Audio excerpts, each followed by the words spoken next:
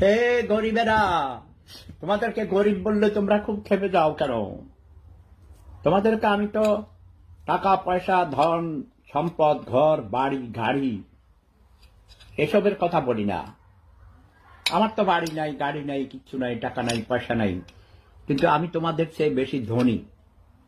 এই ধনী মানি মনের দিকে ধনী, মন, বুঝছ? হুম।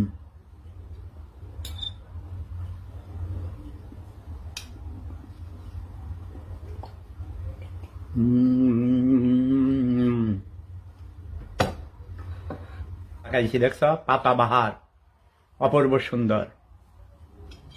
আর দেখো আমি অনেক বছর পর মুরগির কলিজা ভুনা করেছি।